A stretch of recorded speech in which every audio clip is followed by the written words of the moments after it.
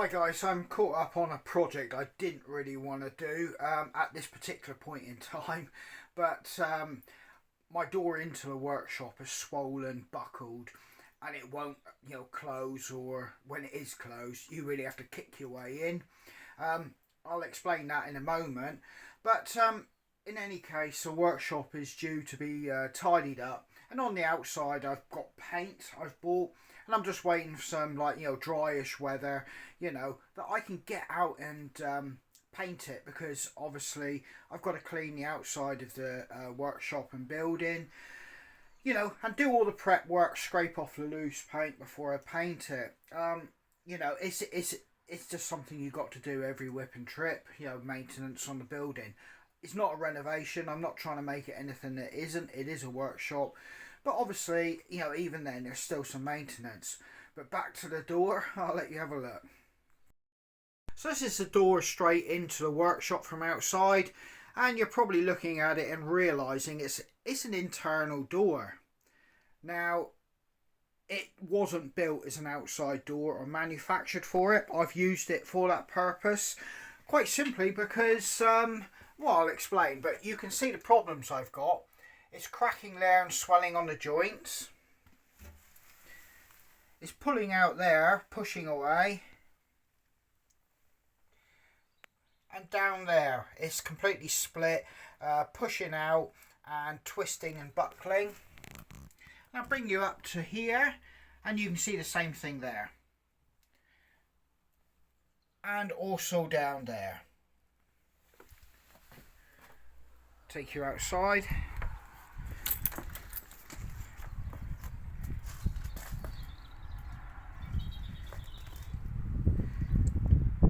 See it there and down there. In its original form, this workshop would have only really been the toilet area in here and part of the main workshop. That's been added to, and it's been added to here where I'm to now. At some point. The individual that did it, how can I put it this way? I'll be very generous. He didn't really appreciate that he probably should have done things with a little bit more thought thereafter and a bit more professionalism. But hey ho, I'm now picking up and having to deal with the issues that's been left behind to me. And one of them, I'll just quickly spin you around, is you can see that no wall here is true. And on top of that, I've got major discrepancies that I have to work with. So it's about 30 and a half inches basically there. And down here it's 29 and 3/4. When you look at it from here, you can probably see that the door at the bottom is narrower than the top. Now that's not the door frame. The door frame is actually reasonably square, but the problem is the walls over here roll down. They both come down. In effect, it goes up and it goes like that. Obviously, I don't want to start knocking walls out.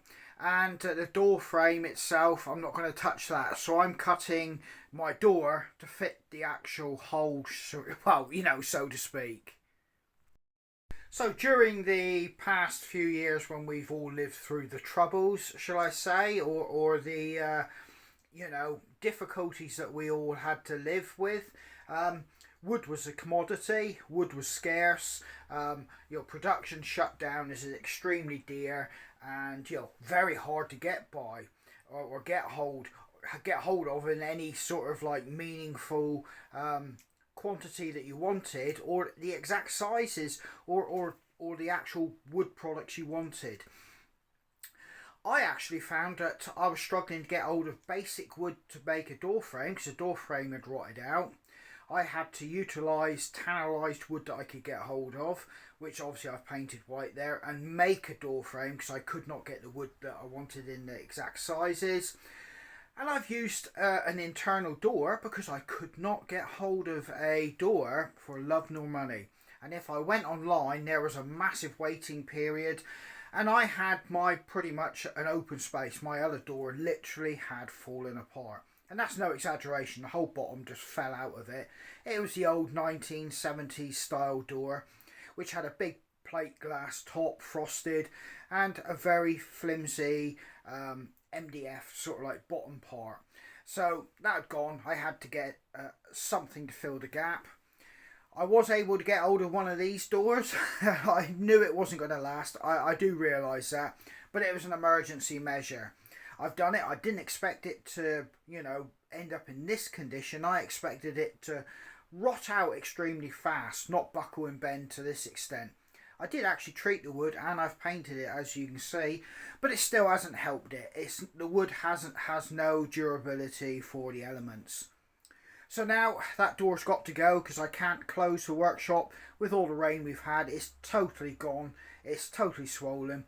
We really have to slam the door and I have to kick it to open it. So basically I've used a saw and basically I've cut this down. As you can see, it runs down at an angle. Like I said, I'm making it to fit the hole.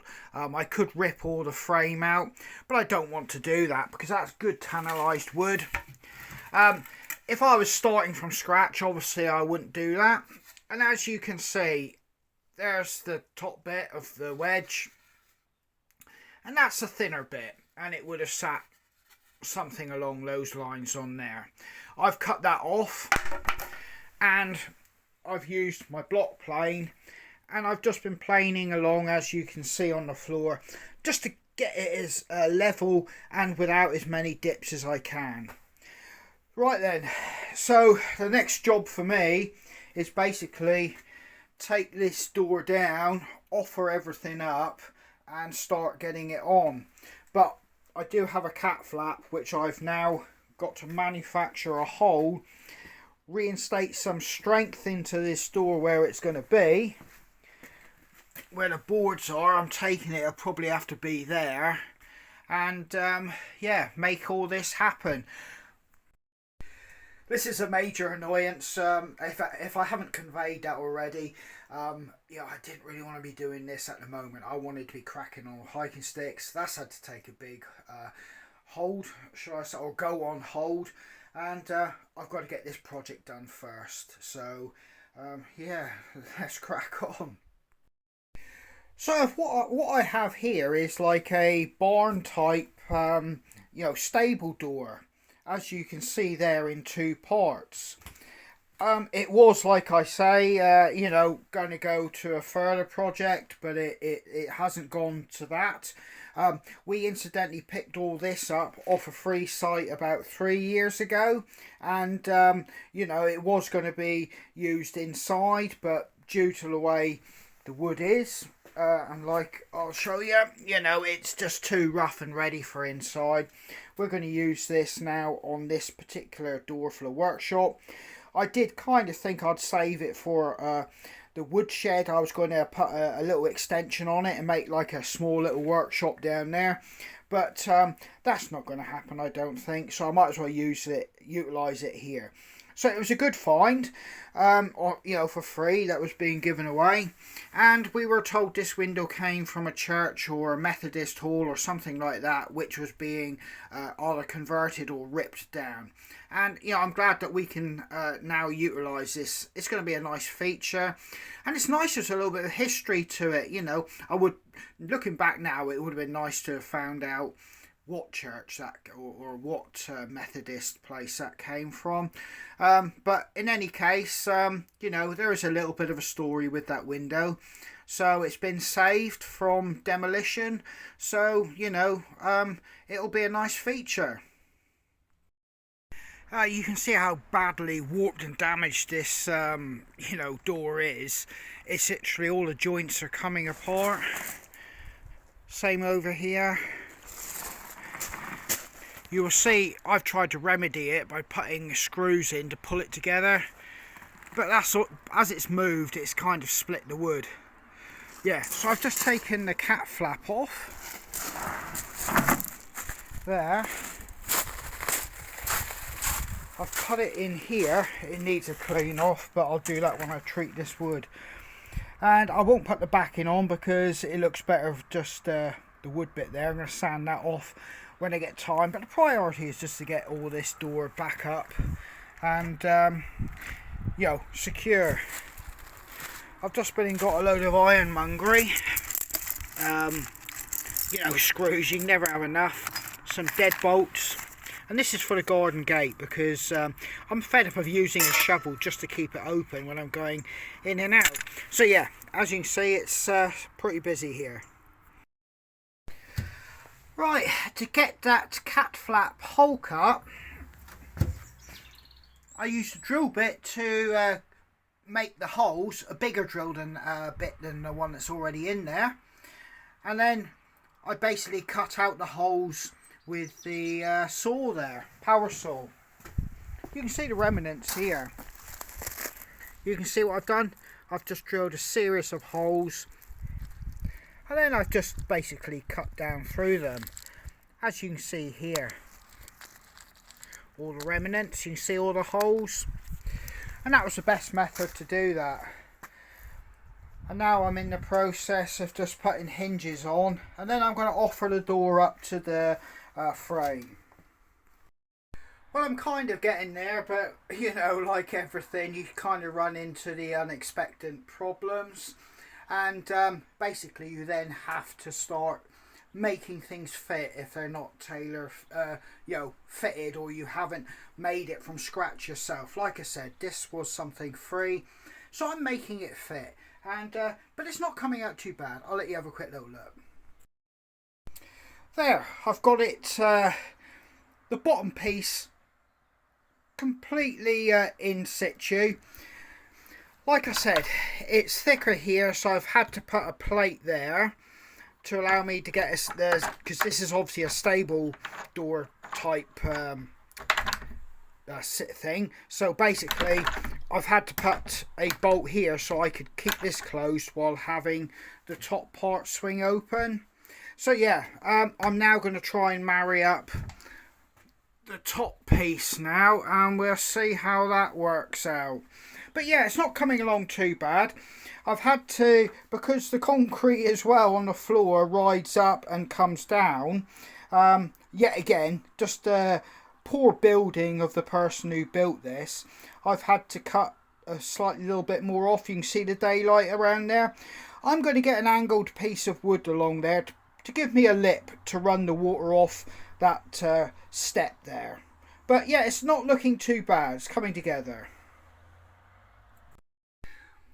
Right, you can see I'm holding it in place here, and I've got to work to try and get these gaps as best I can.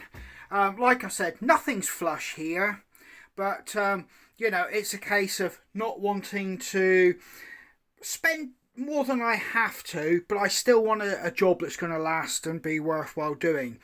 But yeah, and that stained glass actually looks absolutely gorgeous now. But yeah, I am holding it in very carefully. I shouldn't imagine that leaded glass would take a lot to damage it. So, you know, I may have to remind the kids not to slam doors now. But yeah, this is coming together quite nice. Well, I've kind of got the doors and everything all there, you know, and I've made the best I can with what I've got on offer. And I think I'm very pleased with how it's come out. I'm trying not to disturb the cats. You can see outside we're beginning to lose light. I've had school runs, I've had things to do, going into town, you know, and doing this in the process. So time has disappeared from me today, but I've actually got to get the lock on now and get that. So I've got to retrieve that from the door out here. So I've got to get this one. I think it says it's Yale. It's a Yale lock. They're reputable and pretty good, but like I said, I'm gonna have to work out how I get this off now, and we'll see what or whether I can retrieve this lock or I have to go and buy one. I really don't want to buy one. Well, I've managed to retrieve the lock, and it's in a reasonable state of repair. You know, these things seem to be built pretty well. I mean, I think I'd recommend it because it's been on a couple of the doors that obviously been here. There's a little bit of wear you can see just taking off the corner of the actual mechanism, but it's still holding with enough meat for me to be able to, you know, get this one back on and use it again, which you know, that saved me, I don't know what one of these would be, 15, 20 pound, possibly more, I'm not sure, but you know, all about keeping the money in your pocket. So I've had to cut a little bit down into there so the mechanism will sit flush. I don't want to take it off over there because I lost the keys I don't know, a couple of years ago, and as you can see I had to smash my way in to get into the workshop. I've put a piece of wood, screwed it back in, and it's secure. In fact, it's stronger than what it was before, even though it might not look it. Yeah, getting back to this, you can see where the lock's going to sit. The back plate's there. I've got to drill that out now for the actual barrel to come through to the lock. Well, I completed the door. It was pitch black, and I had to then finish up the bits and bobs I wanted to do just to, you know, make all this, you know, a job complete and done just for the workshop standard so I could get on with other stuff I have to do. But it hasn't come out too bad. I'll let you have a quick little look and I'll just show you.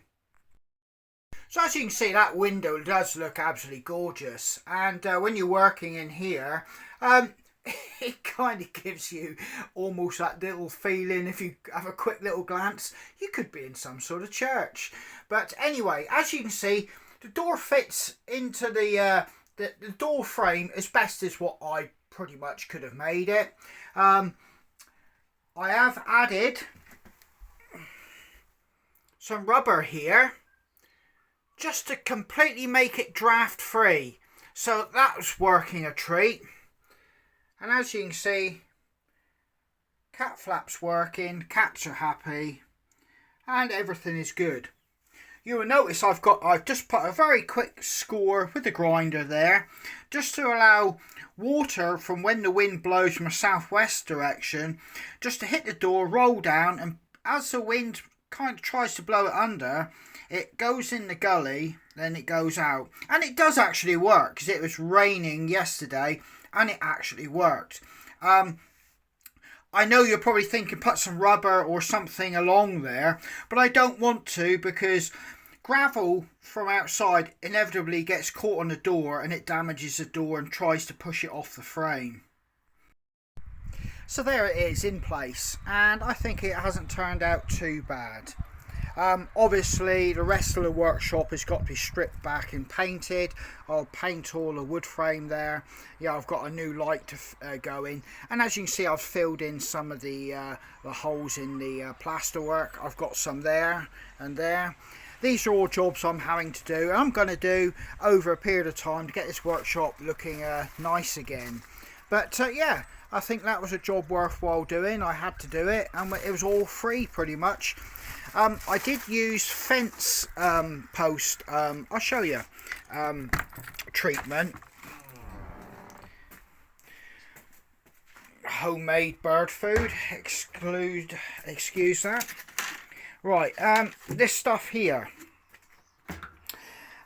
This is kind of like £15.99, and it does the job. It protects the wood.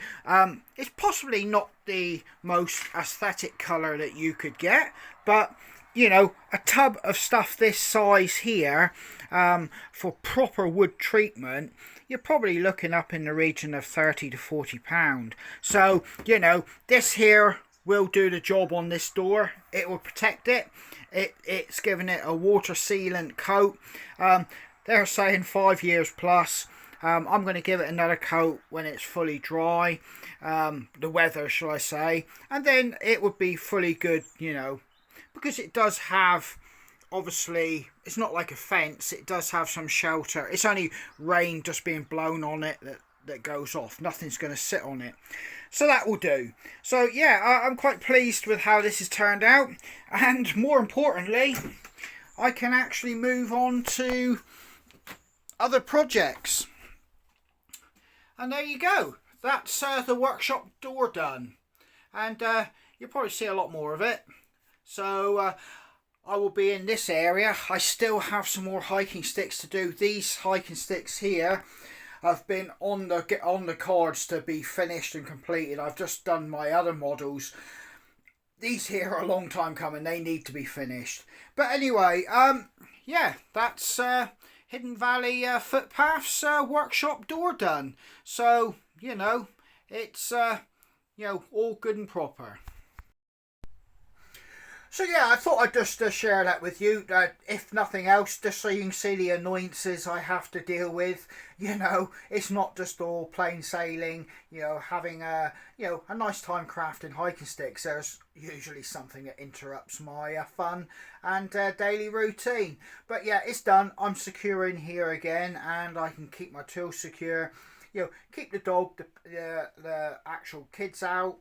You know, because obviously there's sharp stuff in here, and it's quite often substances that, you know, wouldn't be good for them. So, you know, it was a priority for me to get it done. So yeah, you know, I hope you enjoyed that, just seeing what I've had to do here. And if nothing else, you've seen I've used a reclaimed door that was going to the dump. So, you know, maybe that might inspire you to have a look for some free stuff yourself online in your local rags or something like that, and see if you could utilise it. But anyway, this is Andy, and I hope to catch you out on the footpaths. All the best, and stay safe.